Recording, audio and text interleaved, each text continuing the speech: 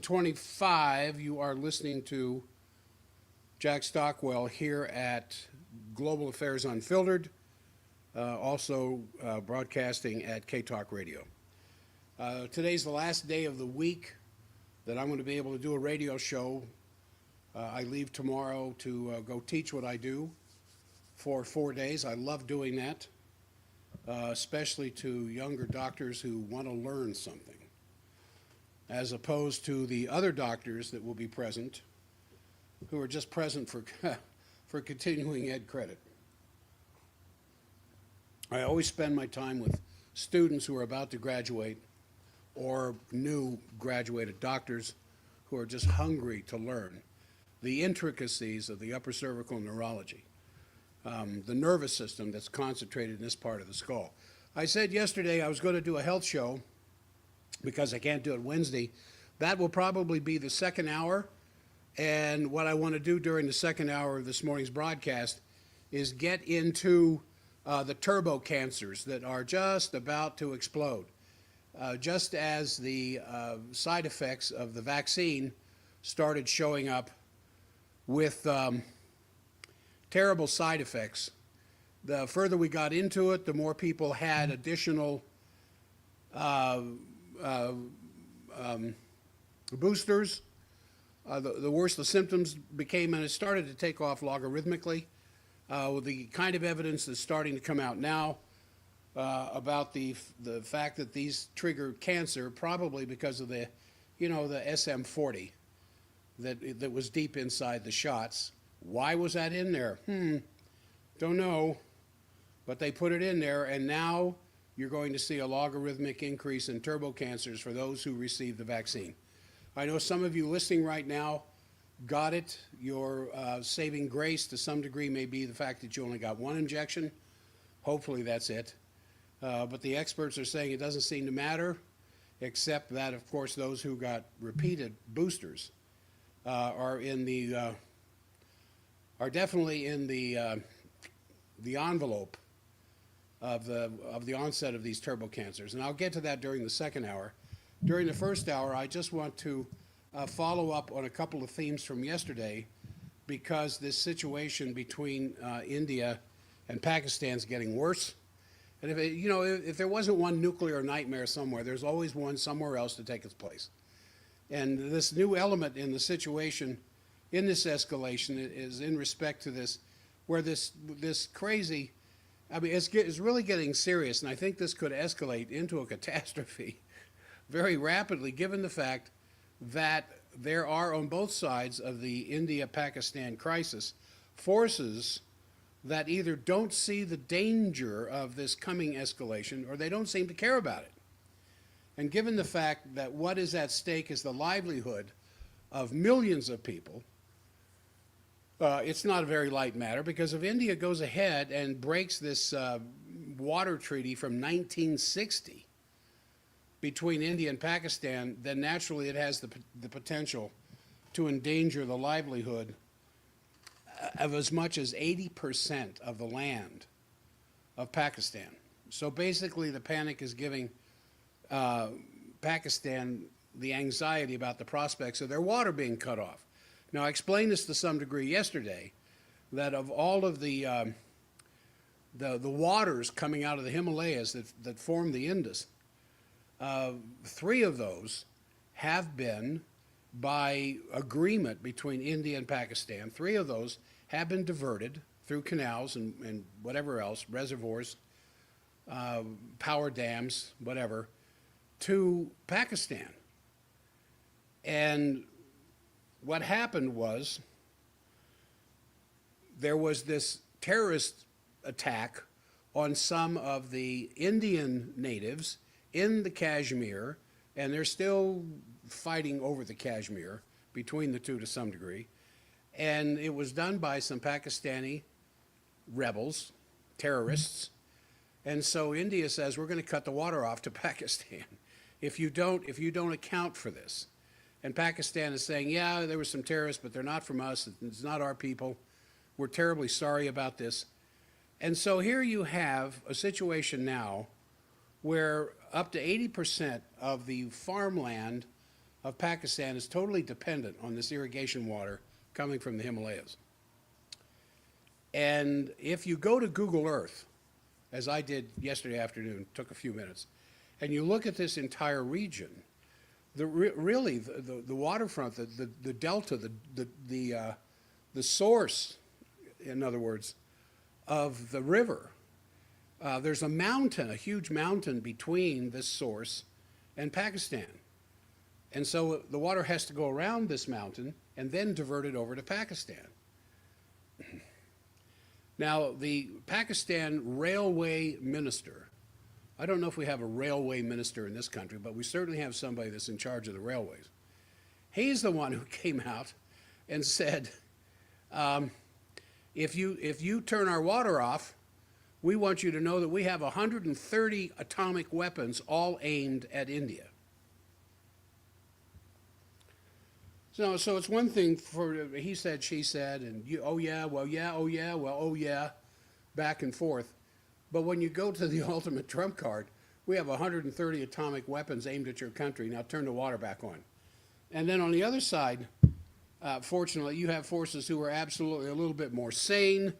The defense minister of Pakistan, who's pointing to the role of a third force outside of either Pakistan or India that was behind this terrorist attack, he points his finger right at the United States and Britain as being the forces behind this, to further upset the role of Russia making deals with India, making deals with China, the Eastern world and the BRICS and the global South and the global majority pulling away from the Western financial system. And it's a constant poke in the ribs to try to keep things upset that doesn't develop too far. Then on the other side, in India, India's Prime Minister Modi, for whatever his reasons are, he's not Muslim. And you know there's a little less than half of India is Muslim, but when you're talking about 1.5 billion people, and the Muslims are mostly concentrated up towards Pakistan, or at least the northern half of India, that's where the majority of them are. What Modi is doing is he's not Muslim, he's Hindu. And he's trying to turn all of India into a Hindu state. And he's notoriously anti-Muslim. And so he basically rose to the hardest response to this attack in Kashmir, and extremely dangerous. But in this conflict, who are the warmongers? Who are the peacemakers? And it's quite interesting that all these countries of the BRICS are trying to mediate. The Chinese foreign minister has stepped in, tried to calm this thing down. He voiced support for Pakistan's efforts to combat terrorism. He's offering Chinese mediation. Also from Iran, Arachi, the foreign minister, said Tehran is ready to do everything they can to possibly defuse the situation. And Saudi Arabia, where Modi was just visiting, is offering to help de-escalate. This has caught everybody's attention. I didn't see a word about it on the news this morning. The local, the American media, the national media. Not a word.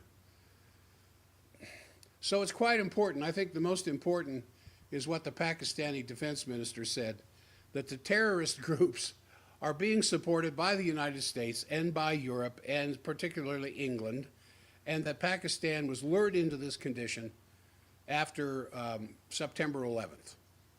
And then Pakistan has been a force involved with Afghanistan, with Russia's war against Afghanistan, with the United States' war against Afghanistan, and what has happened ever since. And Pakistan has been in that pinch between India, on again, off again, with issues with Afghanistan, with water supply. It's just a super hotbed. But when the defense minister of Pakistan, that would be like Peter Hegseth here, our Secretary of Defense, says, listen, you have to slow down here, take a few deep breaths and realize what's going on. This terrorist attack with Pakistani colors, killing, it was like 20 some Indian tourists in the Kashmir on the Indian side of the Kashmir, was sponsored by London and Washington. Now, everybody knows that. Everybody in any kind of a world leadership political situation knows that. They just don't say it until this guy finally comes out and says it. People know exactly what's going on in the Ukraine as well. They know the Ukraine is a NATO war against Russia. It just happens to be fought in the Ukraine. It's not Ukraine's war with Russia or Russia's war with the Ukraine. It's just Russia saying, no, no, you're not going to turn Ukraine into a NATO nation. And London, which is bent on the destruction of Russia, is using everything that they can muster, including their lackey, the United States State Department, which is beginning to change a little bit, to fight this war, to weaken Russia so that Russia will collapse from internal fighting, and then everybody can run in and gather up the pieces. And then on the situation in the Ukraine, I think it's quite good that between Witkoff and Putin, definite progress has been made for direct talks in Moscow. Putin reiterated that Moscow is prepared for unconditional talks with Kyiv at any time. At a situation that could be resolved if you did not have the insane British, the insane French, and soon the insane Germans. If Merz becomes chancellor, you're going to have Adolf Hitler back in charge of Germany, who wants the war to keep going, wants the war to escalate, wants more troops spread out of Germany towards Poland, towards the western areas of the Ukraine. I mean, this is 1938. And that election, the election I think is May 6th, or that may be no, I think it's May 6th, next week. And Merz is most likely to get in there, although the alternative party, the Trump party, now has more votes than he does. So what is at stake here is that NATO has to keep this thing going in the Ukraine, because once it collapses, with the war being over and what had just happened in Kursk, the final defeat of any of the Ukrainian forces in Kursk, which means that major concentration of Russian forces that went there can go back out to the front line now and push further towards the Dnieper River. If that happens, then NATO's done. NATO will die. And so what the Western press, especially in Germany, I just saw it yesterday, is saying that the Western alliance will be at stake if NATO collapses. And if NATO loses the war in Ukraine, which they already have, then NATO will collapse, because there are several nations, not the least of which is Hungary, Slovakia, a few others, wanting to pull out of NATO anyway. Now, obviously, more than just NATO, it's the entire Western system that's at stake here, because it's clear that this is after, what happened with Afghanistan, with the shameful departure of NATO, showing the complete weakness of NATO with the departure in Afghanistan. This would now be the second major military defeat in which the West has put everything they possibly can into it and did not succeed. First, it was the collapse of NATO forces and NATO coalition with Afghanistan. Now, right here on the windowsill, ready to blow into the living room, are the winds of defeat of the Ukraine, which would be not the defeat, sorry, I got to blip out K-Talk for a minute. Not the defeat of Afghanistan, not the defeat so much of the Ukraine as it is the defeat of NATO. Now, Lavrov, in an interview with CBS News on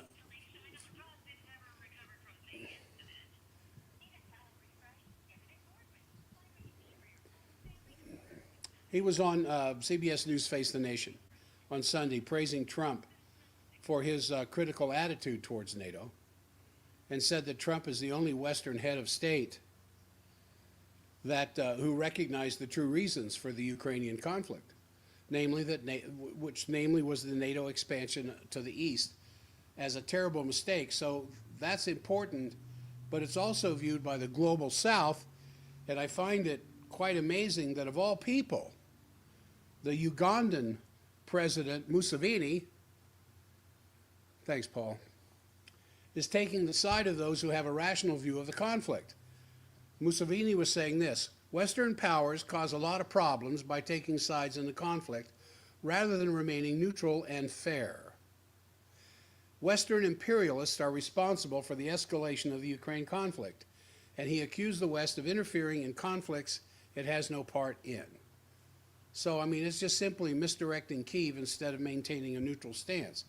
This is the president of Uganda. I mean, as I said earlier, all these people know this. All these world leaders know what's going on. It's just that so few of them want to say anything about it for fear of money being taken from them and given to somebody else. So the military situation on the ground in the Ukraine is pretty settled by now. And I think what you're going to see now are just some final skirmishes. There's going to be some do or die patriots with the Ukrainians who, even though they're offered a way out through surrender so that their wounded can be taken care of, they can be clothed and fed. Of course, we're coming towards the end of the muddy season. And as the grounds dry out in May, what the Russians are going to do now, I think everybody can see what's going to happen. There's going to be so little resistance left on the part of the Ukrainians that I suspect the Russians are going to look like they're going to go to the Dnieper. I don't think they're going to go any further than that. But I think they will take I think they're going to take Odessa. But be that as it may, the Russian Chief of Staff, Valery Gerasimov, commented on the total defeat of the Ukrainians in Kursk, that means that is not only is the adventure of the Kyiv regime completely failed, as he said. And remember, when the Kursk operation had started, anybody paying attention to this, whether it was the Apollo podcast people, myself in my limited military observance abilities, it was foolish for them to send their best trained NATO standard troops to a mission which was doomed to fail from the very beginning in a way that weakened the rest of the front of Ukraine itself, to secure an area that has relatively little military significance, except for the promotional end of it, to say, aha, we've invaded Russia. So keep sending the missiles and the bullets and the bombs and the money. Don't quit. Don't leave us here stranded. And now the best of the Ukrainian, NATO trained. I mean, when this thing started, most of the Ukrainian army that was alive back then was very well trained, very militaristically powerful, as they made advances into Lugansk and Gdansk and those areas and put up strongholds. It was very difficult for the Russians to break through. The Russians finally broke through because of attrition. Once the second wave started, you had 700,000 Russian troops. And there was something like 20,000 new volunteers every month from that point on, because the Russian army was paying the Russian citizens 4 times the average Russian citizen income involved with their cities, their homes, wherever they were working. The army was paying them 4 times more. So here come all these volunteers. Now that it's completely failed, at least it's now been admitted that the North Korean army was shoulder to shoulder with the Russian troops. And everything going on now is that the individual troops have been pushed into the woods. They're being looked after, and the word they're using is neutralized. They're given the chance to surrender or be killed. And they're finding these isolated troops in this heavily forested area of western Russia in the Kursk region. And it's all but the what do you call it, the wiping up, the cleaning up. But this demonstrated a message, according to Gerasimov, that Russia, North Korea, China are true partners. And that now that this adventure has ended, and that the Kursk operation made no sense at all from the very beginning, it's also reported that and I just got this morning, scanning my sources, that an Alexander Parentiev from the School of Political Analysis and Social Psychological Process at the Plekhanov Economic University in Russia says that both the Ukrainian soldiers, now get this, listen to this, the Ukrainian soldiers as well as the foreign soldiers received psychotropic substances because once they were captured, they did not react to pain. When they were surrounded, they were not reacting to the burning military equipment immediately in their environment, and they seemed to be totally oblivious to the dead soldiers at their feet laying around them. Now that's not heroism. And what Zelensky and the Ukrainian and Western press has tried to portray for some time is the tremendous patriotic heroism displayed by the Ukrainian soldiers. And what this fellow in Russia is saying, that's not what we found. Now, there have been a couple of weirdo movies about World War II playing up on how the certain divisions of the Wehrmacht were given psychotropic drugs or speed or whatever else. In fact, that was one of the explanations for the incredibly fast advancement of the Western divisions of the Wehrmacht and their invasion into Brussels and the Netherlands and especially into France, where they moved through in a matter of hours without sleep because they were all on speed. I don't know if that's true or not, and I don't know if this allegation is true, but I have a tendency to believe it. Because when I see the absolute lack of humanity in grabbing these young boys off the streets of Kyiv and other cities in Ukraine, giving them 2 weeks to learn which end of the gun the bullet comes out of, and throw them into the front lines, only to have them dead less than half a day later, they got to be given something more than a patriotic speech for them to be able to survive in those kinds of circumstances, even if survival is less than 24 hours once they hit the front line. In fact, I remember a presentation by Scott Ritter where he said life expectancy on these teenage kids to the front line was like 3 to 4, maybe 5 hours. As soon as the Russians found out where they were dead. And Russians have an air superiority, with the Ukrainian Air Force being taken out in the first 48 hours of the battle. I mean, it's the only thing more pathetic is what is continuing to go on in the Gaza. This is 2025. 2025. And I don't know if it's related or not,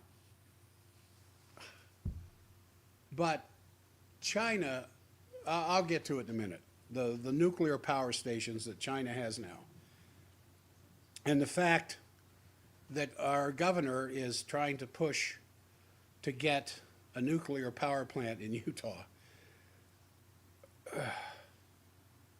Anyway, I'm going to relate that, but I'm going to wait till I get to China as to what is going on in the Ukraine.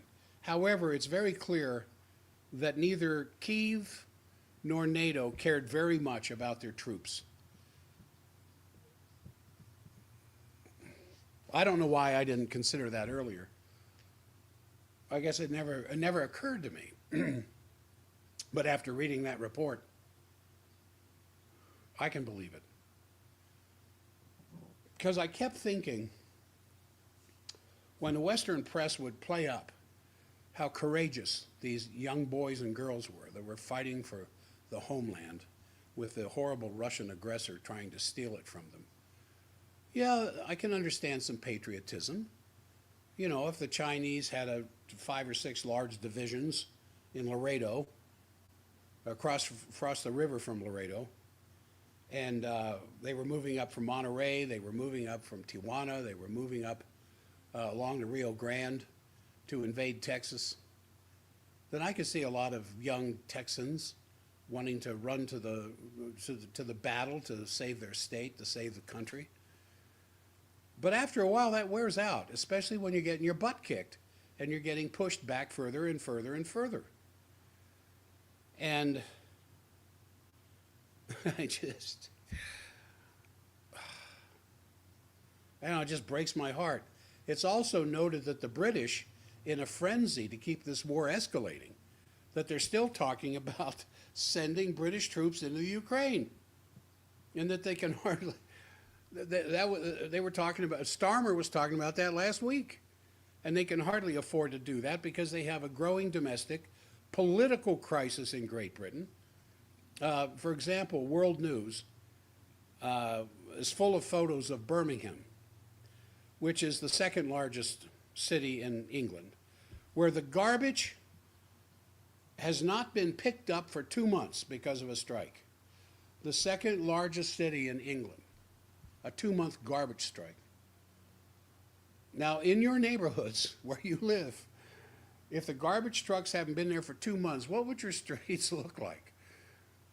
Now, you know, spread out over a big area, it would be bad enough. But when it's the second largest city in England, and in that city, what they figure so far, sitting on the streets, is 22,000 tons of garbage. And with it, the rats are just getting fatter and fatter. And now several trade unions in England have threatened to expand the strike to the entire nation.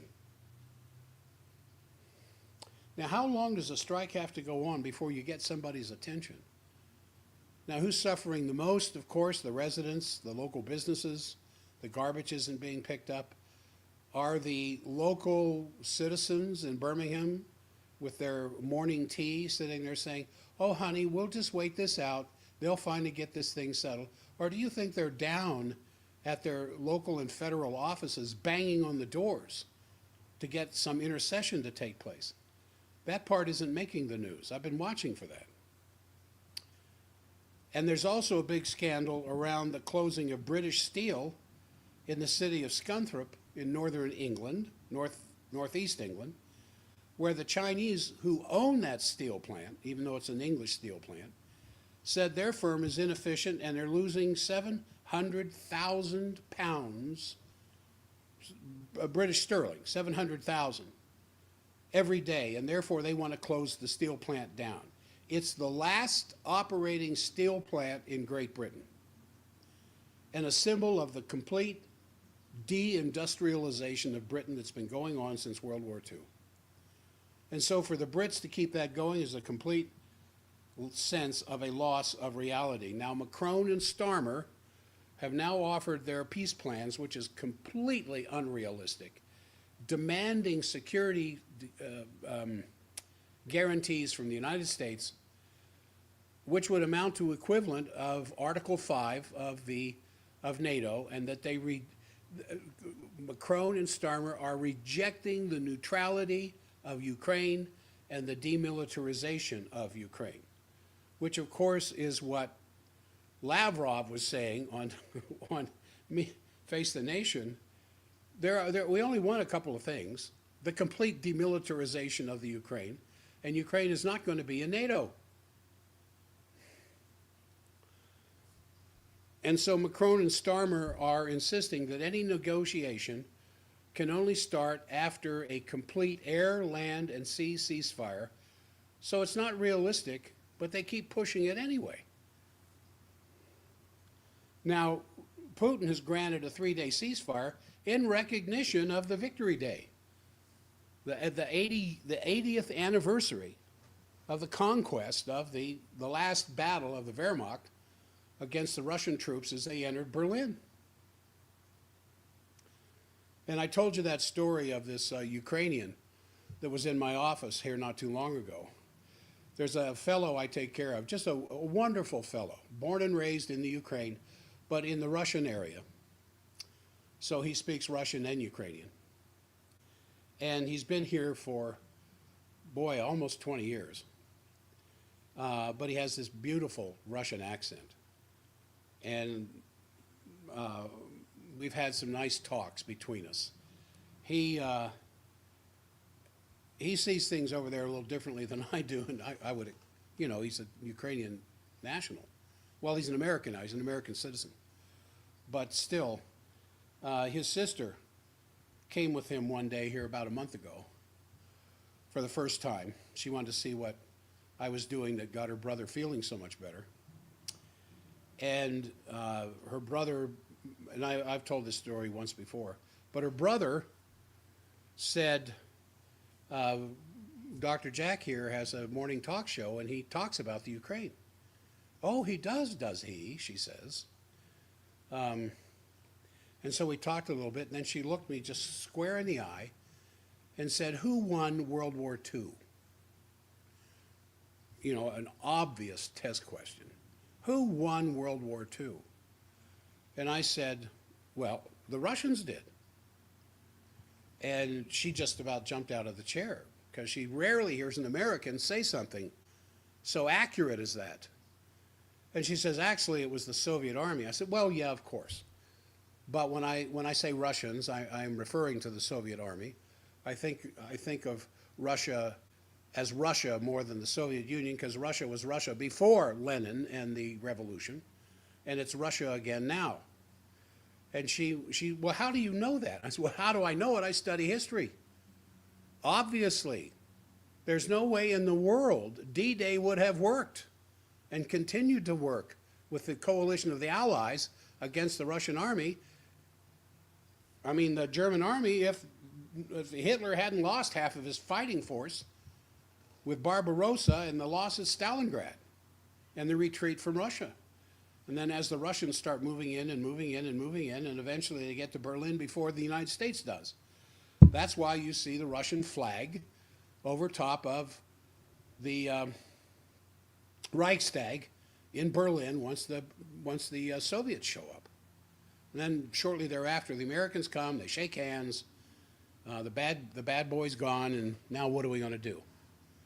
So here you have Macron and Starmer, France and England, talking about sending troops to the Ukraine now that there are no Ukrainian troops left. Trump, on the other hand, is having his peace proposals, which at least goes in the direction of a potential deal for Russia. So one has to see how this plays out. Poland's Prime Minister, Tusk, is on the side of the totally unreasonable. He's announced a new doctrine for turning Warsaw into a new economic miracle protected by the strongest army in the region, he said, marking the 1,000th anniversary of the creation of the Kingdom of Poland. And at the same time, there's efforts to build railways in Europe solely for the purpose of transferring soldiers to Ukraine. That's what he's talking about. Not talking about better trade routes, not more railroad tracks so we can lower the cost of transporting goods between countries for economic development and economic union. No, he wants to build railways from all these various countries that will expedite the arrival of troops to the Ukraine. Now that's what I mean he's on the side of the unreasonable. Where are these people coming from? After one steps down, another one shows up. You got the same thing north of our border. Here you have Mark Carney, probably the most powerful central banker in the last 2 decades. Now the Premier of Canada. It's going to be worse than Trudeau. Where? And then Pierre, what's his name, came in second in the election, who is considered the Trump of Canada. And Carney's big argument for the Liberals to win was, if you don't elect me, Trump's going to take Canada away from you. Jeez. Where do you have to show up on the stupid scale to believe that stuff? Canada is not going to become part of the United States. There's only 30 million Canadians up there, 30 plus, who say no. They don't want to be part of. It just the morning news just constantly entertains me, just constantly, as one act of craziness shows up after another. So Tusk, Prime Minister Tusk, wants to start creating railways in Poland as well as other European countries to transport troops to the Ukraine. And it's happening in Finland for the purpose to bring Norwegian and Swedish troops to the battleground. And also the Bundeswehr in Germany wants to upgrade their railway grid to allow massive NATO transport of troops and material to the Eastern Front with Russia. And Lufthansa has envisaged in some of their op-eds lately of troop airlifts to the eastern Ukraine. This is beyond insanity. There's this major article by Rainer Rumpf, R-U-M-P-F, about the military advances of the Russian weapons technology. Now, with the West's answer to this is to build railways to haul human being troops to the Eastern Front from different European countries to hold off Russia, or Russia's going to come in all the way to Ireland and all the way to Portugal and all the way to Sicily and just take over all of Europe. So this article by Rainer Rumpf, never heard of him before till I saw this article, you can Google it, R-U-M-P-F, about the military advances that Russia is currently developing in their weapons technology, saying that despite the fact that the US and NATO spend almost 15 times more for their weaponry than Russia does, Russia can still produce more weapons than the entirety of NATO for much less money, including high technology weapons of a type of which the collective West can only dream and wish they had. For example, Rumpf is talking about this new type of Russian missile that has made the previously assumed US-NATO air superiority completely irrelevant as of now. So that because of the Oreshnik that talked about plenty of times on this show, and other systems, the bases in Ramstein and in Bushel, which is where a lot of the US nuclear missiles in Germany are located, are, because of current Russian technology, completely defenseless. And the same goes for logistics centers and ports and bridges over which NATO's supply would have to go in case of war, and that especially the new Russian weapons that have been demonstrated in the Ukrainian conflict, like the Kinzhal, which has the zigzag movements at hypersonic speeds, against which absolutely nothing exists in the West that could knock that down. And then he quotes the former defense minister Shoigu, who some years ago said Russia does not need aircraft carriers. He was asked this, and it's a question that's been generally asked many times. Where's all the Russian aircraft carriers? And the Russians just laugh when they hear that. Are you kidding? With one strike of a Kinzhal, that there is no defense for. If it doesn't sink the carrier, it'll at least render it unable to do its job. And so they're saying, why would we want a sitting duck out there on the water like that when we can take out an aircraft carrier with one Kinzhal missile? And the Russians have an incredibly huge navy, a nuclear-armed navy. And yet the West keeps poking the bear. I think that is definitely, I mean, I'm trying to portray my understanding of reality. And it does not mean that the political establishment is acting on the basis of reality. And there's this unbelievable combination of absolutely low-grade IQ stupidity and disgusting arrogance of people who think that they are morally superior above everybody else, including their own citizens, let alone the Russians. And I think that's an honest characterization for this morning. And now, in Germany, the Germans have a new word, Dunkelflaute, which means there's neither the wind blowing nor the sun shining. And therefore, all the alternative energy of solar cells and windmills and are nothing, because the need for coal-fired power plants providing energy to replace it is where the push is right now. Now, basically, they have come to the conclusion, and it's a very negative example for Germany how not to do it, are the people who are committing the crime, claiming the crime of energy change that's taken place in Germany is what's brought Germany to its knees. Now, by contrast, and I mentioned China earlier, by contrast, China is now leading in the world, topping global rankings and overall nuclear power scale for the first time. China now has, take a guess, just for a second, in your own mind, don't bother putting up your hand, in your own mind, how many nuclear power plants do you think China has for their 1.5 billion people?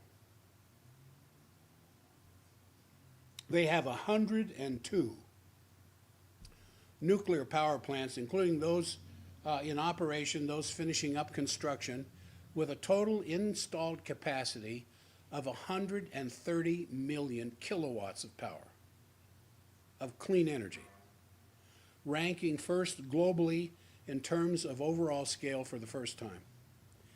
And on top of those 102, it has 28 more under construction. So that would be 130 by the time these plants are finished. Now, you know, pull out from your pocket your handy map of China and see where you would put 130 of these nuclear power plants. And of course, most of them would be within 100, 200 miles of the coast, which is where the majority of the population is. Jeez. I mean, if anybody in Germany had any sense left in their energy departments looking at China, they would just sit there and say, all right, look what the Green Party has done to Germany. It's failed. Let's learn something from the Chinese, who obviously are a little smarter than we are. And so here in this state, they're thinking of in the central eastern area of Utah, our first nuclear power plant. Cox is behind it. I'm behind it 200%, for Pete's sake. Other states are talking about reviving the nuclear power industry. The big concern in Utah, of course, is the vast amount of water that a nuclear power plant needs to cool the rods. But I was watching Fox 13 this morning for a few minutes, and they had some of the locals down there in around Green River, Moab, somewhere down there. I forget exactly where it is.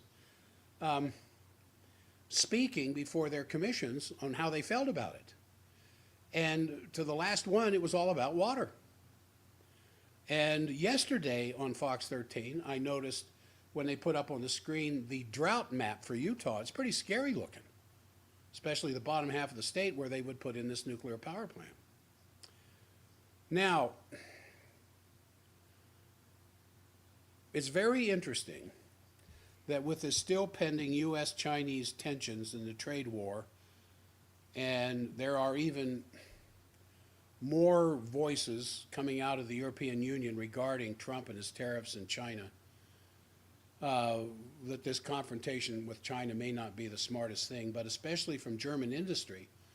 Finally, there are some voices are being aired that the German car industry in particular can't afford to compete with the Chinese. the German car industry. I mean, it's one of the pillars of the last century of automobile design, and now they're saying we can't compete with the Chinese. So, there are parts of the German car industry that is involved with Huawei and Alibaba in something called DeepSeek, where there may be a hand-in-hand development of these cars. And a similar thing is being reported from VW. There are 2 VW plants in Germany that are now making tanks.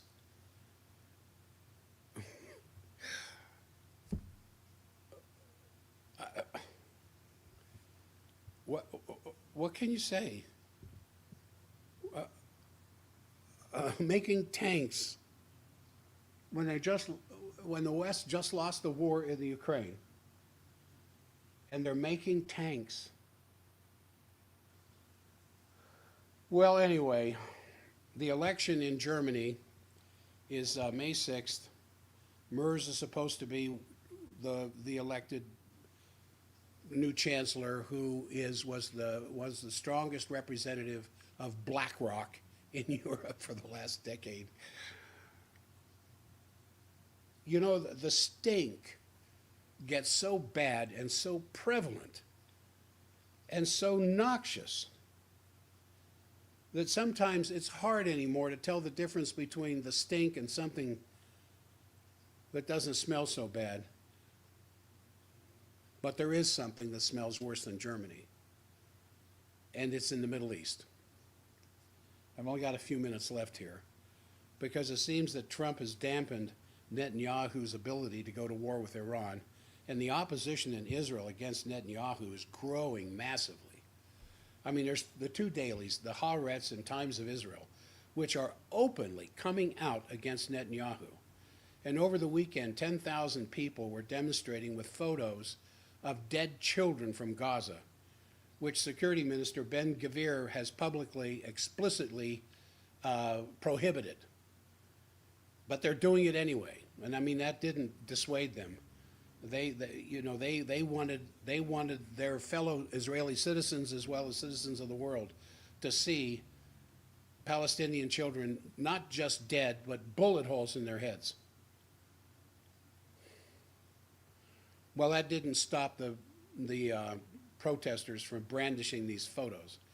But nevertheless, we should be aware of the fact that the World Food Program says there is now full-fledged starvation in Gaza. In the last 5 weeks, nothing has gone into Gaza, neither food nor medication. And journalist Caitlin Johnstone out of Australia, who I really like, she had an article, and she says this: "It's all out in the open. Mass-scale psychological manipulation is so pervasive that only a small minority is reacting to history's first live-streamed genocide with the appropriate levels of horror."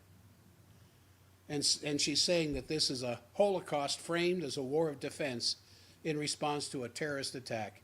And she says it shows the power of the imperialist propaganda machine. But basically, I think if Americans, your fellow citizens and mine, could see what our government is doing in our name with fresh eyes and uncalloused hearts, I think there would be a march on Washington that would burn the Capitol building to the ground, that our Congress has allowed this to go on. Now, she's rather vicious in her sharp attack because of the lack of protest against this genocide is unbelievable. And I think that's very true. There was a major intervention by the International Doctors Against Nuclear War, which after all received the Nobel Peace Prize, protesting against the German delivery of the Taurus missile to the Ukraine. And that's probably the major part of the important headlines out there today. I mean, I haven't covered much of the United States. I think most of you, and I know there's several other talk show hosts at K-Talk who do a very good job of domestic stuff. It's not that I turn a blind eye to what is happening here, because what is happening here, the news here, remember, it's all propaganda. You have to go to the alternate sources if you want to find out because of what's going on, because they talk to the people on the street. I was just watching the Fox News out of New York. Who are they talking to? The Secretary of Homeland Security, the Secretary of Transportation, the Secretary of the Treasury. They're not talking to the man and woman on the street. They're talking to the voices of propaganda. Now, does that mean that I don't agree with what they're doing? No, I would like to see a tough border. I would like to see tough election laws. There's no issue about that. And I think if they were to interview the average American citizen on the street, you'd see that echoed clearly everywhere. But my point is that they're not interviewing the man and woman on the street. The best that Fox News can do is the lady who does the weather goes out on the street and asks people where they're from.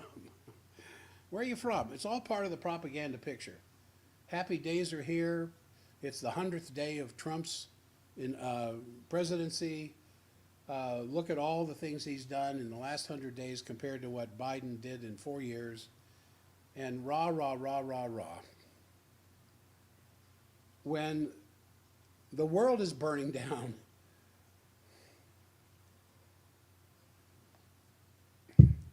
and there is two hopeful things on the horizon that occupies my mind when I first wake up in the morning. Number one, I don't think Trump is as dumb as the press tries to make him out to be. And Bill Maher, the words that he said after his interview in the White House, after he was just one-on-one with Trump, he comes out and says, Trump's a little different in a quiet, non-public, one-on-one discussion than he is in front of the camera. And what Trump is planning on doing with the Ukraine, and the fact that it looks like Trump is trying to back Netanyahu down from a surprise attack on Iran. So that was my hope when I woke up yesterday morning. It was my hope when I woke up this morning that those things fully develop. Now, it's 8 o'clock, and I said at the beginning, yesterday I said I was going to make today a health show, but I had to get this stuff off my chest because early tomorrow I take off for San Diego for a conference. And I won't be able to talk about any of this till next Monday. Although there will be many Canadians who will be present this week that are colleagues of mine, good friends of mine, close friends of mine, that I can poke them in the ribs about how Carney got snuck under the fence and got into their prime minister's position. I'll have fun with that, but I want to turn the subject over. Well, it's still political, even though there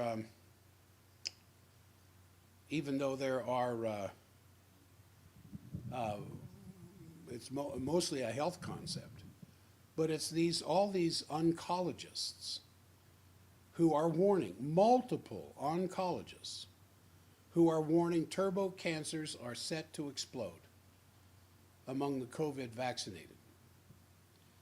Oh, now Jack, that's just more propaganda.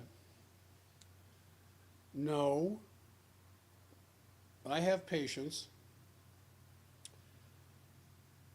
who, among some of them, or their family members anyway, who got the shot, now have cancer, mostly breast. And did it come from the shot? I stopped asking because of the tremendous amount of shedding that's been going on. I don't know if it makes a whole lot of difference whether you got the shot or not. I suppose in the long run it does because it's much more concentrated. Can you get through shedding the thing that creates the spike protein? There are people who now have spike protein in their blood that did not get the shot. Did they get it from a blood transfusion during surgery? Nobody's keeping record of this stuff. I've been asking myself several times if I, I'm 74, as of today, 74 and a half, April 29th, 74 and a half. Will I ever need surgery before my departure to the great talk show in the sky? Or, can I get through that without any surgery? And if I do get surgery, what kind of blood, and if I lost enough blood in the surgery, what kind of blood would I be given? I know many, if not you, I know you have friends or family members that have had surgery since this stuff started. And there's no cataloging of blood in this country like there is in some other countries. Because we don't want to scare of purebloods. We don't want to scare of the unvaccinated spreading disease, all that kind of crap that happened a few years ago. So several leading oncologists have warned that a devastating turbo cancer surge is about to explode among people who receive the COVID mRNA vaccines, no designation of one over the other. And some of the world's most highly respected cancer experts are sounding an alarm over the concerns of this looming health crisis that's beginning to fall into our lap. Now, since the vaccines were first rolled out for public use in early 2021, this new phenomenon has emerged. I never heard the word turbo cancer before this happened.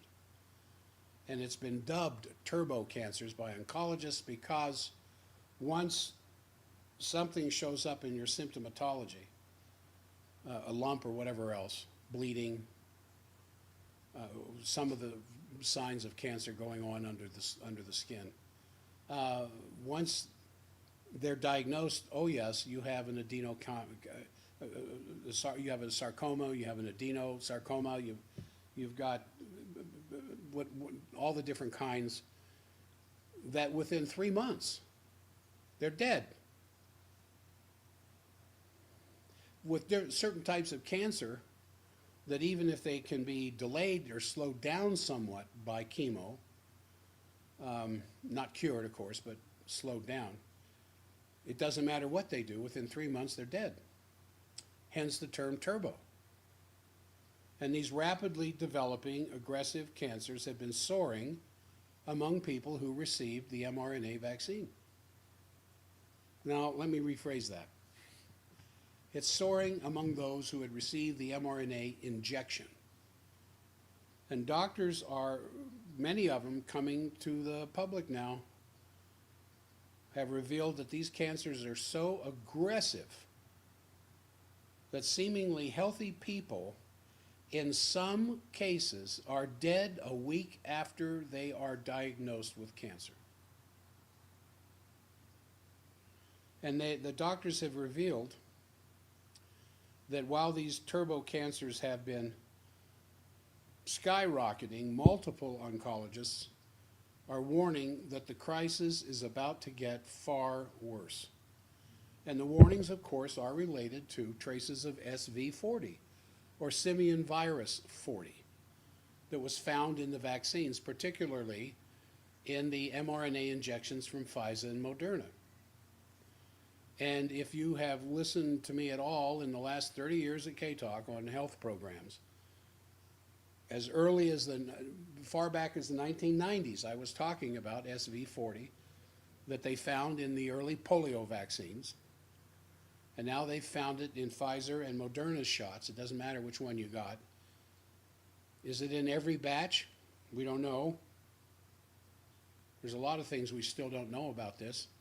But we know it's present in many batches because it's been discovered through chemical analysis. And SV40 first emerged in 1960 when scientists discovered it in the rhesus monkey kidney cell cultures that were used to develop polio vaccines. There are other vaccines that are on the children's schedule today that are developed in other animal cell cultures.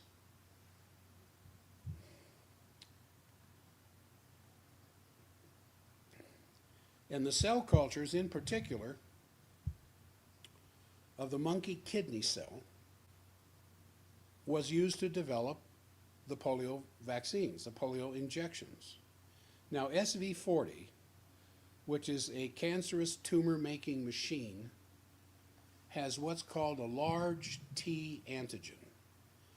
Now, antigens, anti-genetic or anti-genesis, gen meaning the origin of life type of thing, and anti meaning against it.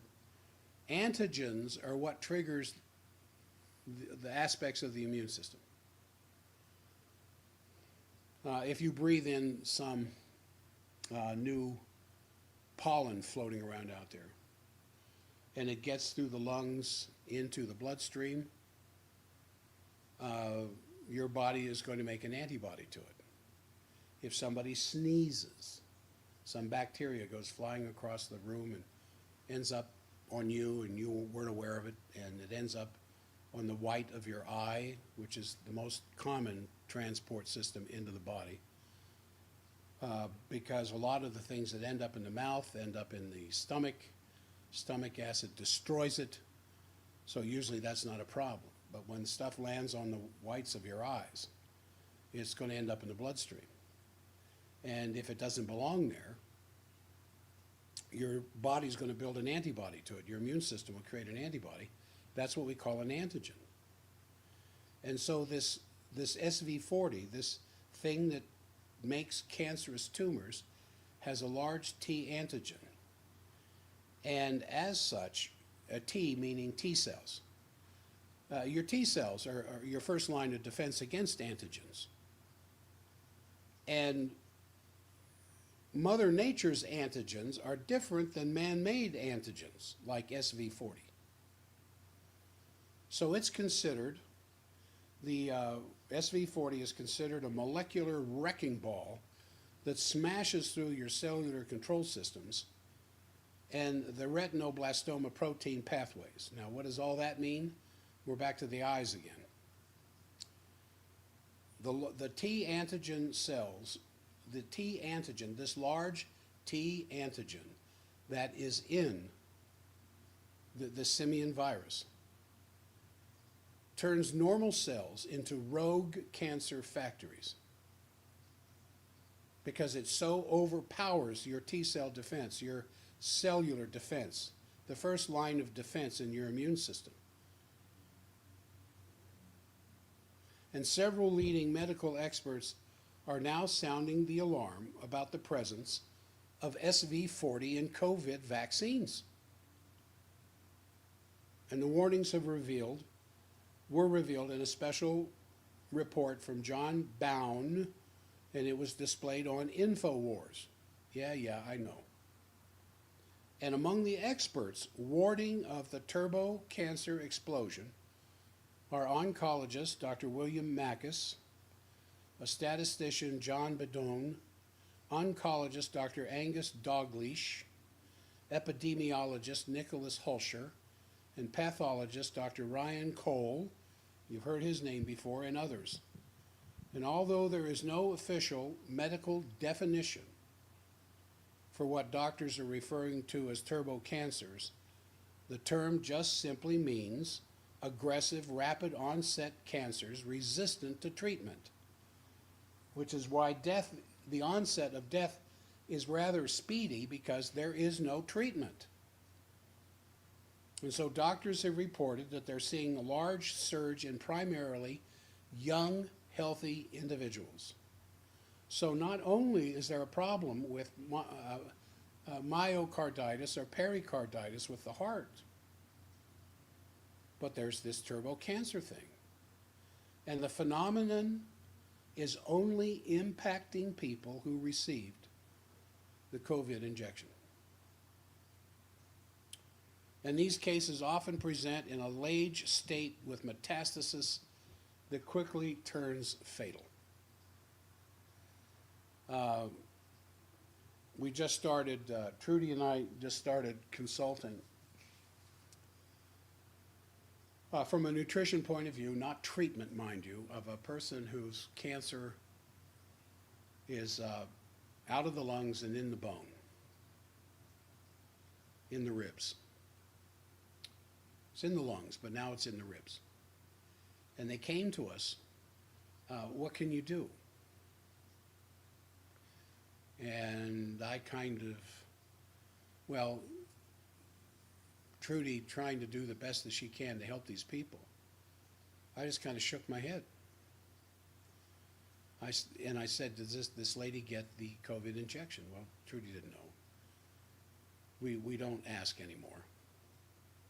Maybe we should, but when I hear of people who are relatively healthy, and then the next thing you know, they're not, and they have metastasizing cancer a week or two after it was diagnosed, and it's already metastasizing, I rather suspect that's where it comes from.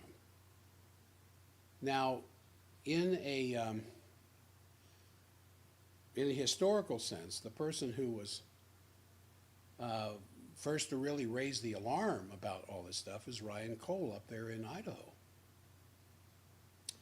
He's a pathologist. And what does a pathologist do? Well, they try to figure out why the patient died. Usually, if there is a biopsy going on, someone is in a surgical unit or whatever, and they're taking a biopsy of a breast lump or something from the colon or something from the lung or whatever else, and that tissue is rushed quickly once it's extracted from the body down to pathology, and the pathologists in the lab look at that tissue, get a slide sample as fast as they can, look at it under the microscope, and then they send the word back up to the surgery unit that's waiting to hear from pathology what it is. And even though the surgeon may be looking at a tumor from maybe just a small little incision in a breast, and he can see it, takes the sample and looks at it and says, yeah, that's cancer, I can tell by looking at it. But it's going to go down to pathology first. Pathology is going to look at it, word will come back up, yeah, it's an adenocarcinoma or some other kind of breast cancer. And it is of such a grade. How developed are the cancer cells, kind of a thing. And so the physician has to decide at that point, do we take out the lump or do we take the breast? Is it in some of the lymph nodes? What did the PET scan show? You know, and so they look at different sources of information to decide what they're going to do. But it's the pathologist who studies this stuff over and over and over and over again that begins to see trends, as Ryan Cole did in Idaho. And he starts seeing young people with aggressive cancers and starts looking in their medical history and finds out they had the COVID vaccine. And he's been sounding this alarm since 2022. 3 years now. So he's been on several panels. He's got quite a notoriety for himself at this point of the game. But in my mind, he's one of my heroes,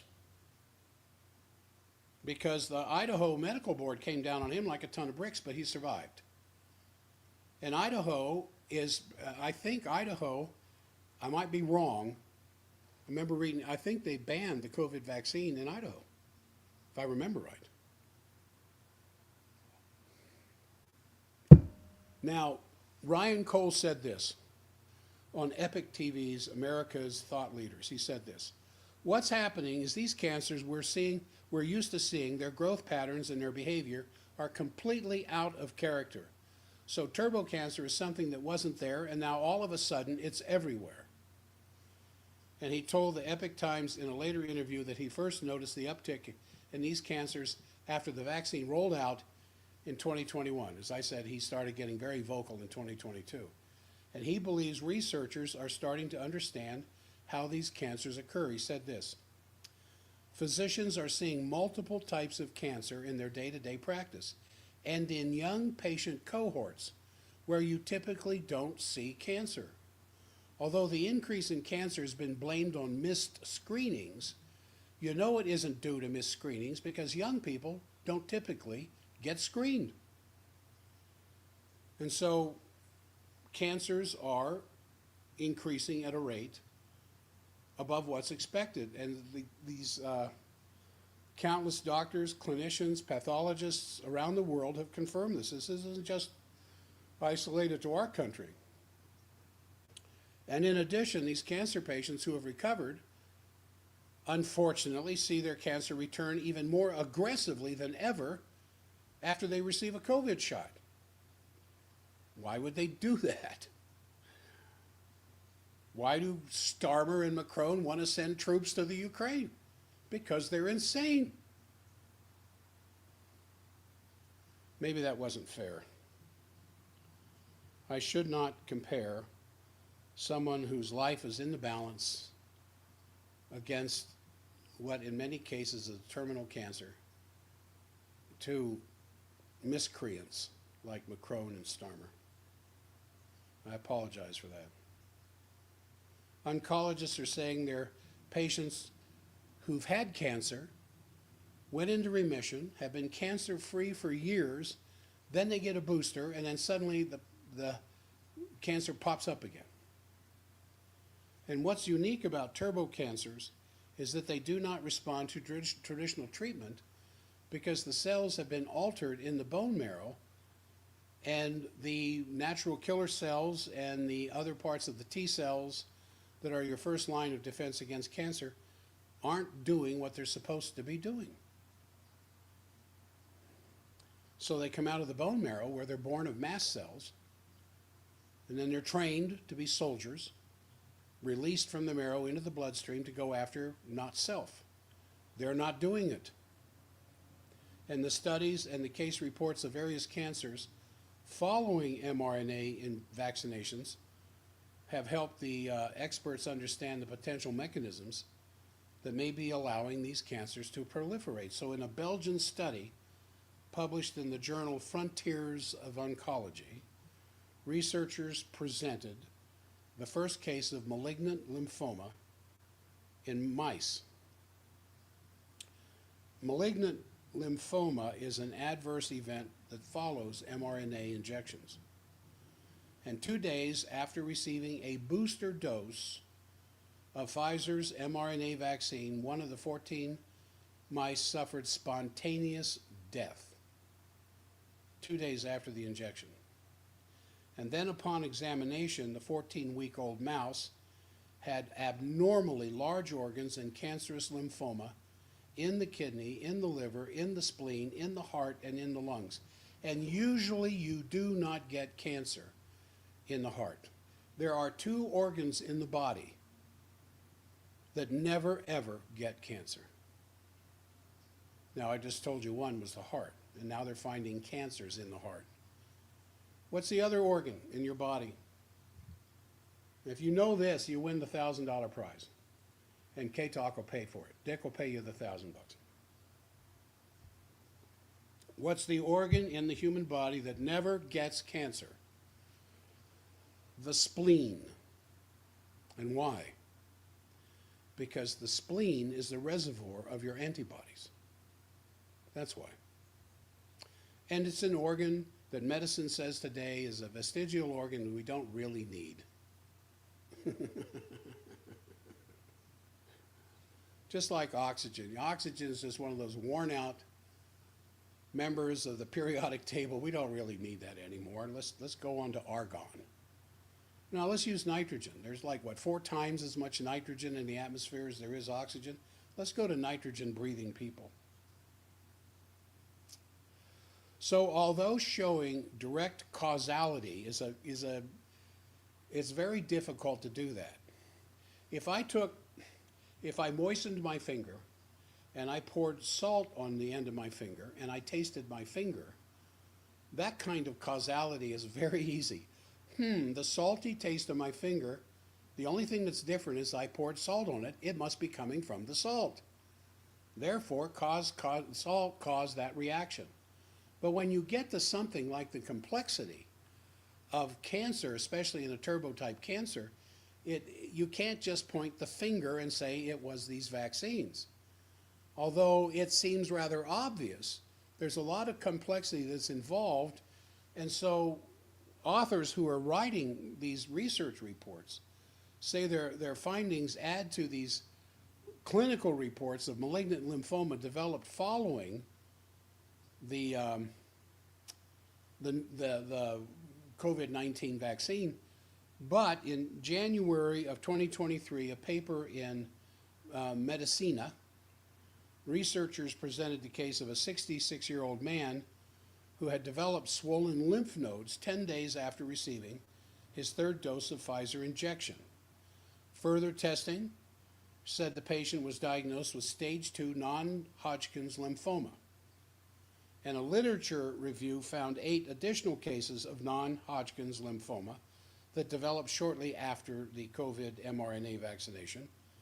But all of the additional medical tests necessary in many cases weren't performed. Now, while I believe that is the case, it's not all that easy to prove it. So a literature review found 8 additional cases of non-Hodgkin's lymphoma that developed shortly after a COVID mRNA vaccination. 5 lymphoma cases occurred after a Pfizer shot, 1 case after vaccination with AstraZeneca, 1 after the Johnson & Johnson shot, and 1 after a Moderna injection. And as SLAY, S-L-A-Y News, some of you may be familiar with that, I get information from them from time to time. As SLAY News previously had reported, the U.S. Food and Drug Administration recently made the explosive admission that COVID mRNA vaccines are spiked with contaminations that triggered a global surge in cancers. The FDA admitted that not all that long ago. The vaccine that they allowed to be used without testing under the emergency use authorization position, they now have admitted is what's behind this global surge in cancer. The FDA made that admission after a study confirmed that Pfizer COVID mRNA vaccines contain dangerous levels of excess DNA contamination. And leading scientists have been warning for some time that surges in deadly cancer among the COVID vaccinated were caused by DNA fragments in the mRNA injections. Now, those warnings have been confirmed in a bombshell study conducted in the FDA's own laboratory. And tests were conducted at the FDA's White Oak campus in Maryland, found shocking levels of DNA contamination in the vaccines. And the residual DNA levels exceeded regulatory safety limits from 6 to 470 times, depending on the batch. And researchers confirmed that traces of the SV promoter were detected among the DNA fragments. So what's all that mean? What is your takeaway from that?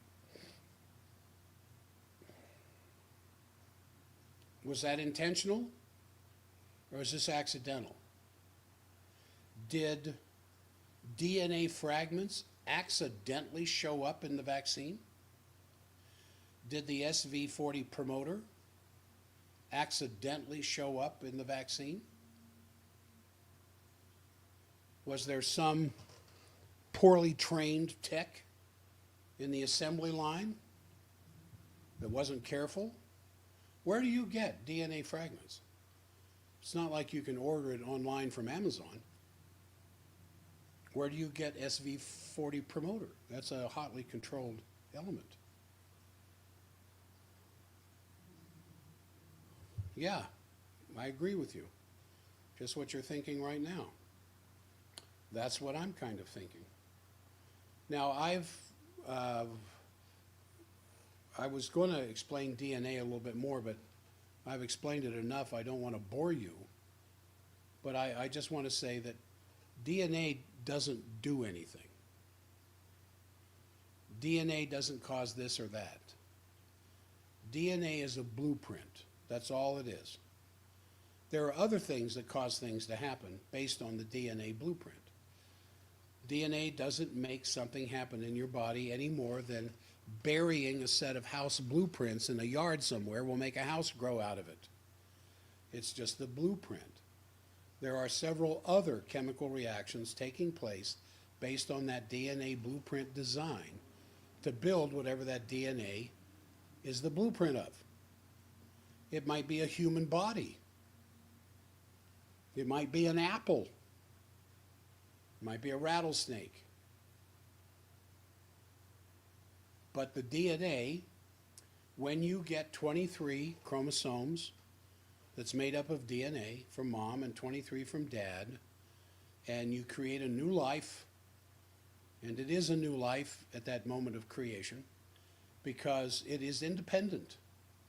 It doesn't need anything to act upon it. It just needs a food supply, which it will build very quickly, just like a cancer cell needs a food supply. In fact, interestingly enough, when that conception, as you know, occurs in the outer third of the fallopian tube, doesn't occur on the ovary, it doesn't occur in the uterus. It takes place in the fallopian tube, the outer third. By the time that one cell gets to the drop-off point, like the paratroopers in D-Day would jump out of those DC-3s, when that conceptus is now about 8 cells and it jumps off the back end of the uterus to land on the posterior wall of the uterus, these little tiny hairs are sticking out of the uterine wall, microscopic hairs that grab a hold of that tiny little thing, not much bigger than a period at the end of a sentence. And what it does is it releases enzymes. Just the miracle of creation just still blows me away when I study this stuff. And it releases these proteinaceous enzymes that come out of the wall of this little tiny thing that looks like a cluster of grapes. And those enzymes dissolve the outer wall of the endometrium and begins to build what will become a placenta. So that this new form of life, independent of the mother in which it was conceived, is going to become an independent living human being, if it's allowed to do so. This is just what cancer cells do. They have the same metalloproteinaceous enzymes that come out of the cancer cell that penetrates the wall of the host tissue, lung, brain, kidney, whatever, to get a blood supply. Once it has a blood supply, it's an independent living thing from the human body. But because it's so close to self, your body doesn't know that it's there. The cancer doesn't know that you're there. And it builds a shield to hide itself from the immune system, which is why you can have, Marines landing on a shoreline somewhere, moving into town, and the enemy is there, dressed in their terrorist garb, sitting on the front porch of these houses, and the Marines can't see them. And the terrorists don't see the Marines for whatever reason. And so the terrorism continues to grow in this community, despite the fact that the U.S. Marines have landed, or the SEALs, or whatever else. Same thing in the human body. As this cancer begins to grow, your immune system doesn't see it. Now, there have been some interesting studies in cancer research that turns the immune system on where it can see it. And this happened in Nigeria a few years ago, and Huntsman Cancer Center in Salt Lake heard about it and duplicated it and found out it worked. And then you did not hear another word about it. And what they found in, I know I'm way out in the weeds, but I find this stuff interesting. What they found in Nigeria and Ghana both is that if they would induce measles into a cancer patient to raise the temperature through fever expression, suddenly the immune system saw the cancer and destroyed it. But at normal body temperature, it didn't see it. So they tried it up at Huntsman. And all we ever heard, it was in the news, Huntsman is trying this cancer therapy with what is it called? I forget the term, but you raise the body's temperature and suddenly, holy smoke, look what's growing here in the lung. And the immune system just immediately jumps on it and destroys it. And we never heard another word. I've watched, I've searched. It just disappeared from the radar. Now, I told you all of this to tell you this. When cancer cells develop, they have a natural lifespan that goes beyond a normal cell's life. And what they're finding out now is that cancer isn't coming from well-developed, healthy cells that go rogue. And that's still the story, that's still what they say, but that's not what the research says. The research says cancer is coming from the stem cells. And stem cells, instead of differentiating into the local host cell, where the stem cell in a heart becomes a heart cell, or the stem cell in the liver becomes a liver cell, they go rogue and become a cancer cell. And they're trying to find out the things that trigger that.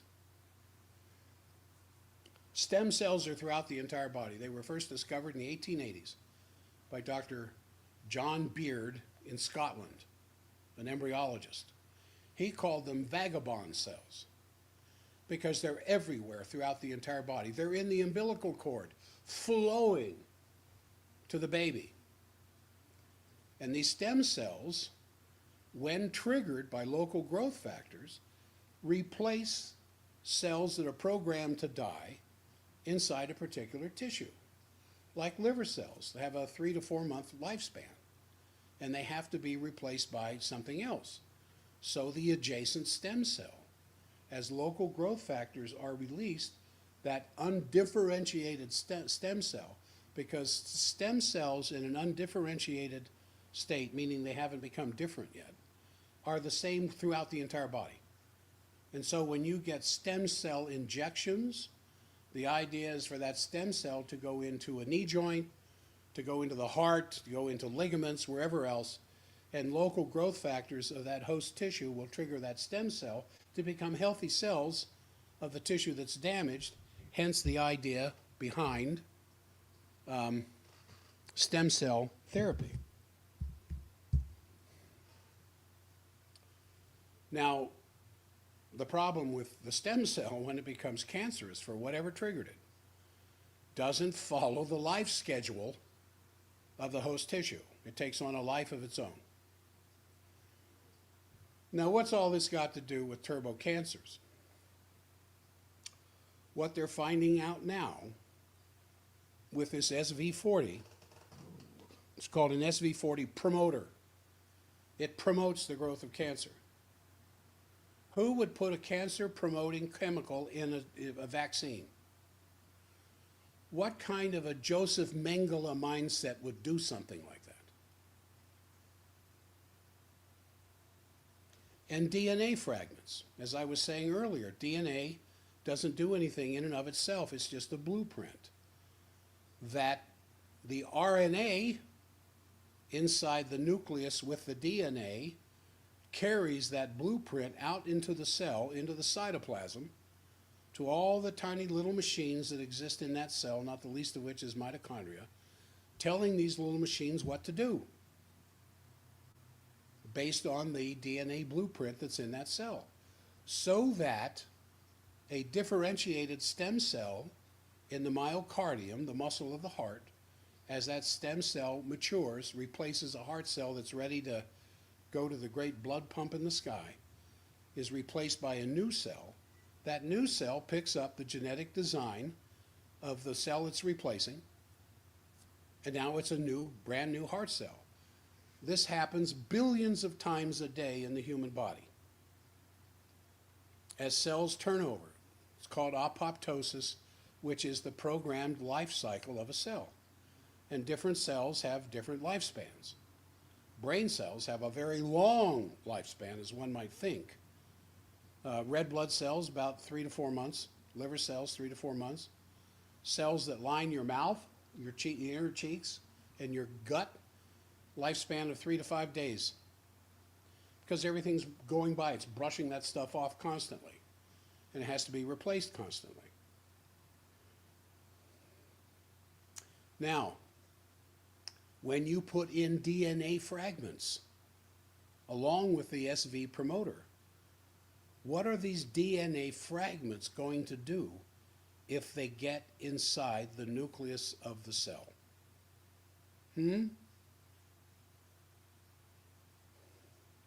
I've used this example before. I'm going to use it again.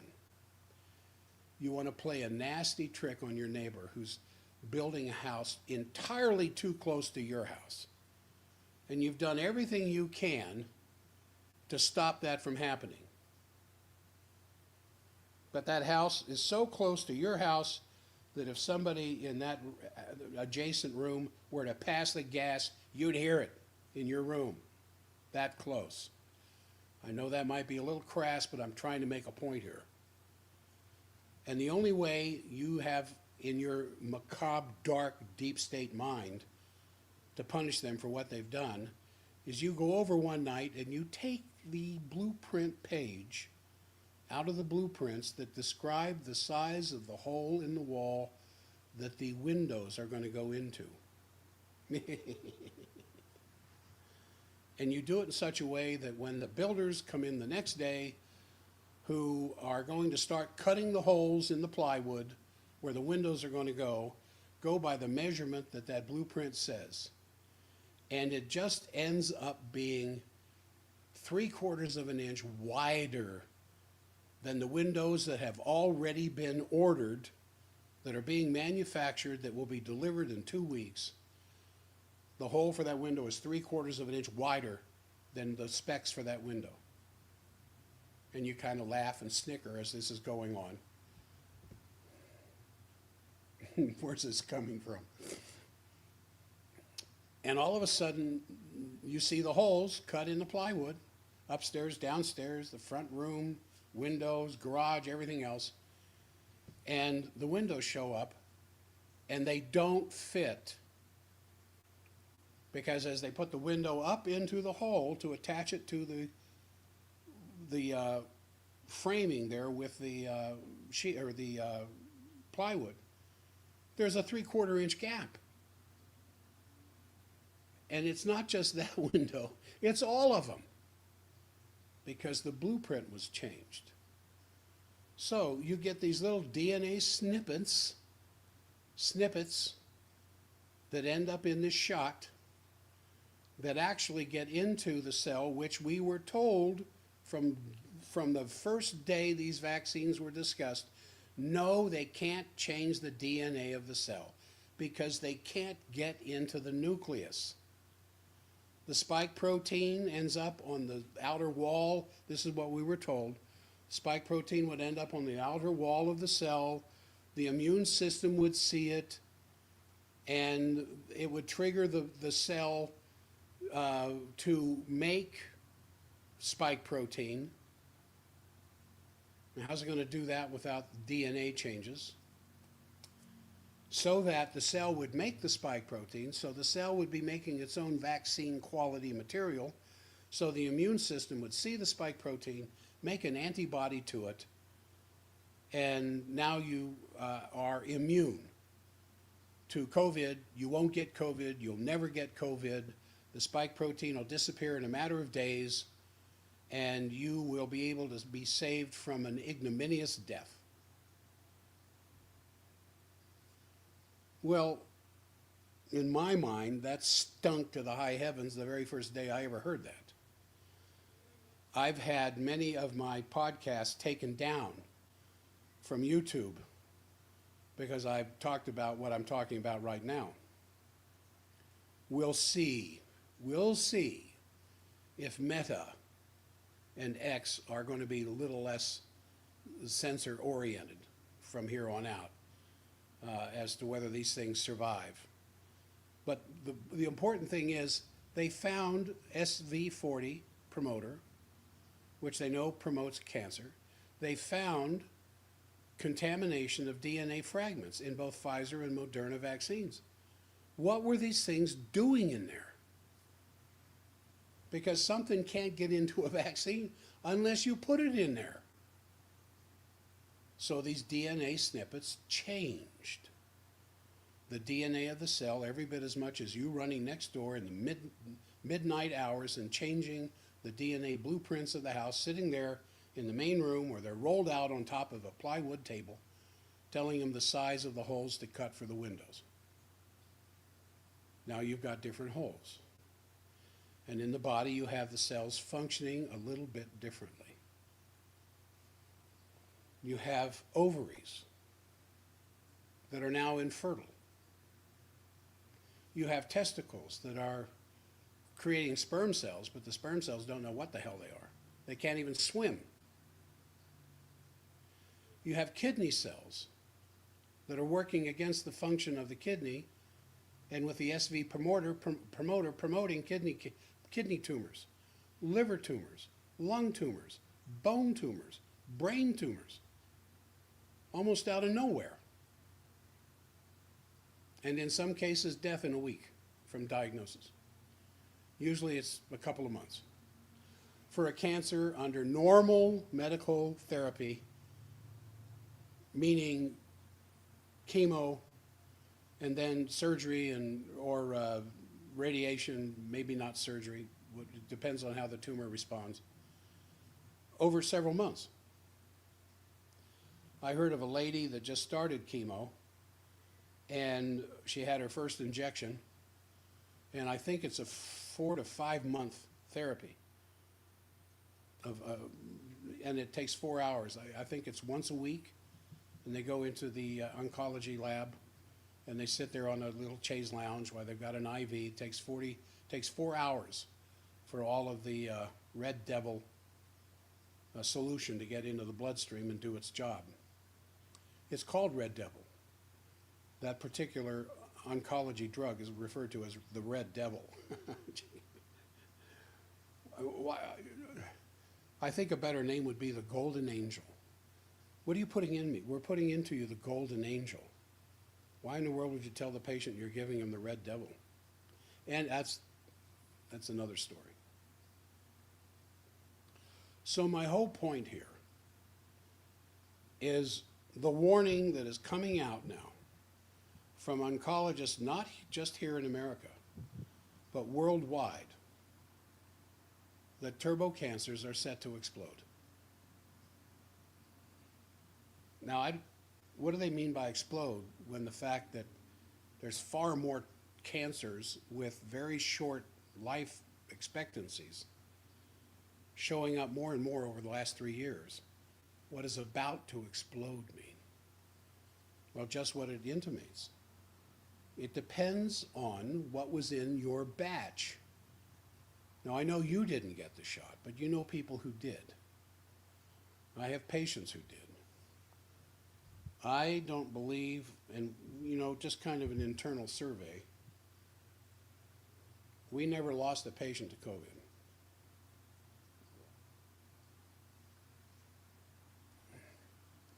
But the last time I counted, we've lost 6 to the vaccine. Can I prove it was the vaccine? No, of course not. But the circumstances of their death were very, very peculiar. Only one of them was elderly. The rest of them were all young. They got the shot. Their health went down almost immediately in the first 48 to 72 hours. And some of them died within a week. Some of them took 2-3 months. Some of them took a year. How do you know it was the vaccine? Well, that's the family's testimony, because they saw what happened once they got the shot. What was the death, on the death certificate? What did it say? Didn't say COVID vaccine. So when you start playing around with the DNA of the cell, you're going to change what that cell does. And the idea behind the mRNA vaccines was to teach the cell how to make the very thing you're injecting them for. A traditional vaccine works upon the theory that based on the antigen that is in that solution for which you're being injected, say a live measles virus, and viruses are not living, so I love when they say a live measles virus, just the continuing propaganda. How can I say viruses are not alive? Go to the CDC and look up their section on viruses. And on the page that tells you what a virus is, in the first sentence of the first paragraph, viruses are non-living entities. That's what the CDC says. Now, my point is, the theory behind it is that if you have a living measles virus injected into somebody, the immune system will see it and build antibodies to it. So that within a week, 2 weeks, there are now circulating antibodies in the body against measles, so that that person, that individual, comes in contact with the wild virus out there. They have an immune system that will prevent them from getting measles. Now, it was either last week or the week before I was reporting on that report in Texas, where Texas had that huge outbreak of measles. You don't hear much about it anymore. But they also had a huge vaccine program that preceded the outbreak. It's just like in sub-Saharan Africa. Every time there's some new disease that they've discovered down there, it usually follows a huge vaccine program that just took place.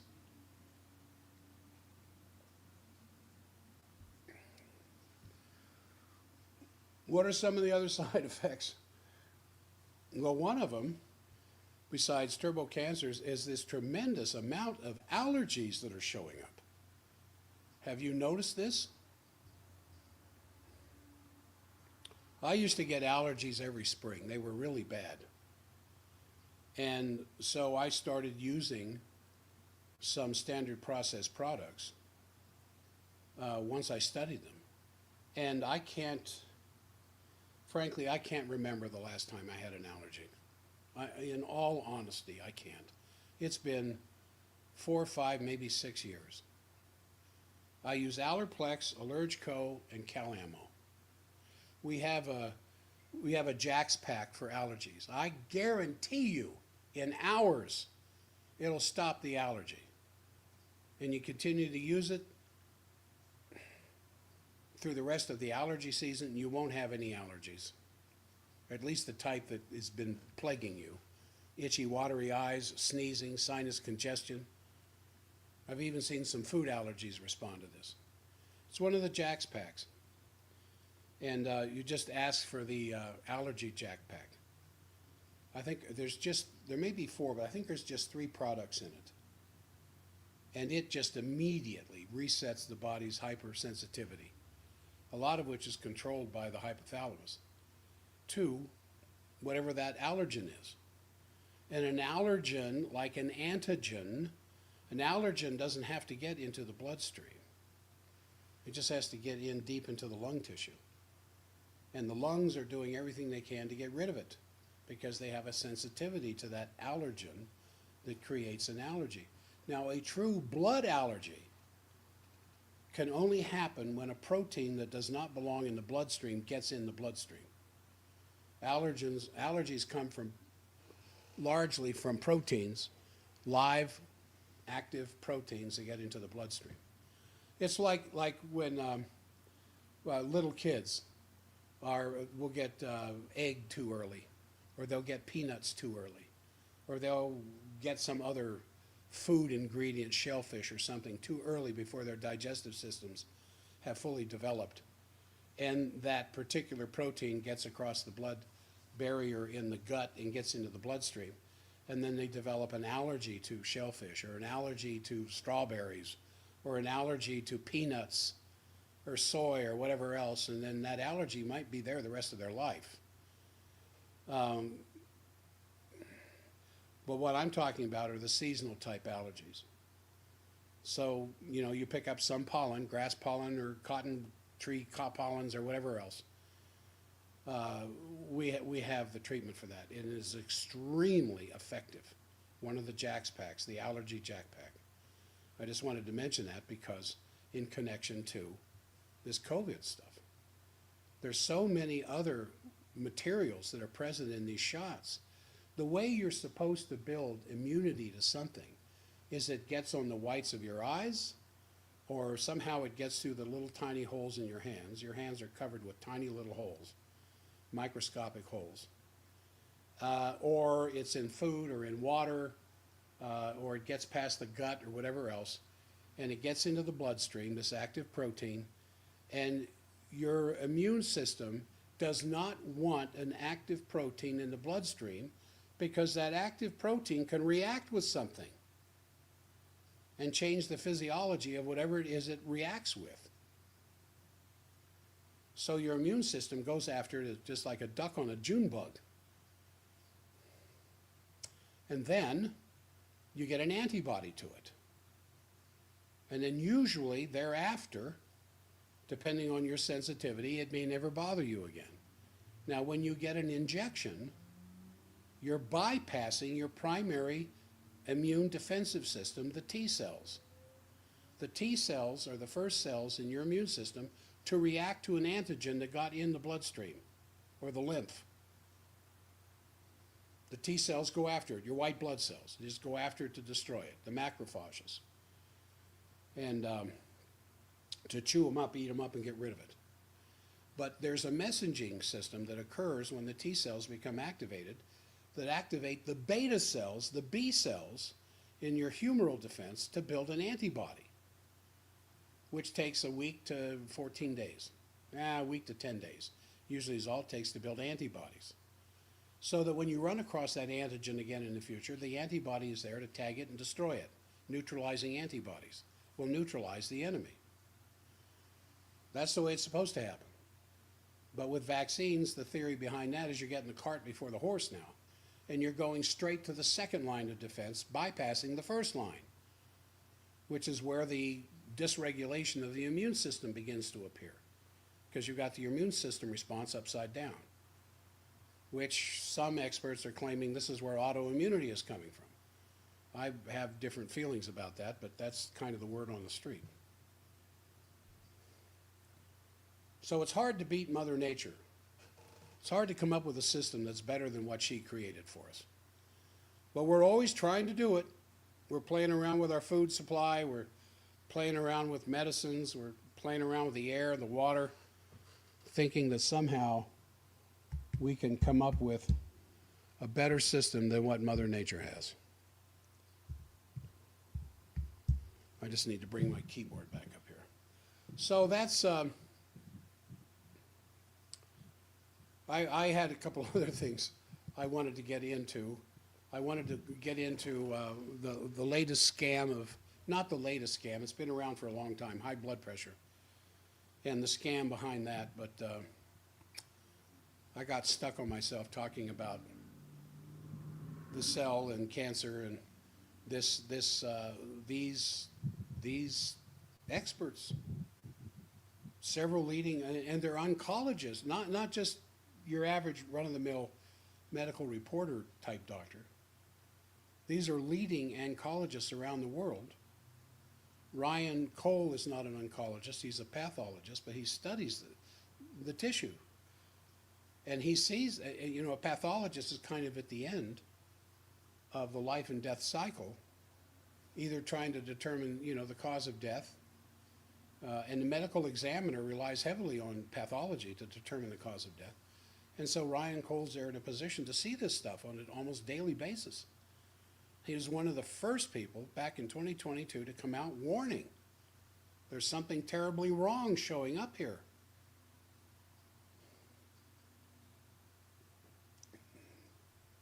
And if you go to the Utah Board of Health website, they will tell you should get your COVID vaccine because they're safe and effective. If you go to the CDC, the COVID shot is still in the children's schedule. And there's parents under the pressure of their pediatrician giving their children COVID shots when children hardly ever, ever, ever had a problem with COVID. Unless the child already had some comorbidities that made it sick and had a very, very weak defensive system against the COVID invader. I hope this helps. I hope I've kind of made myself clear here, at least my position on all of this. I'm not telling you to or not get shots. I'm just telling you there's tons of research available so you can make up your own educated mind on what you want to do. But for the sake of the children, please read the research. It's everywhere now, and it's coming out as fast as the turbo cancers seem to be growing. I won't be here tomorrow. Paul, if you're still listening, I'll send you a text, but if you could do a replay of a health show tomorrow, I would appreciate it. I'll be back again next Monday morning.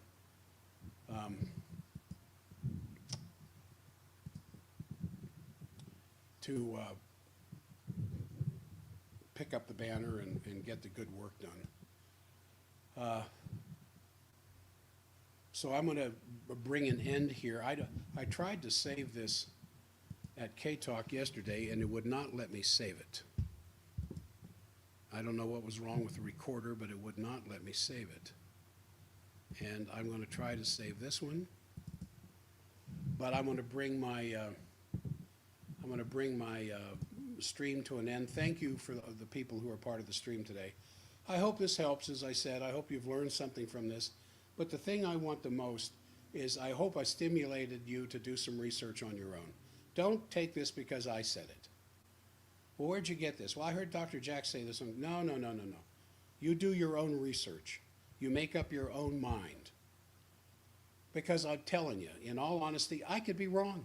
I might be wrong about this whole thing. I don't think so, but I might be. So find out for yourself. You'll be doing yourself a great favor.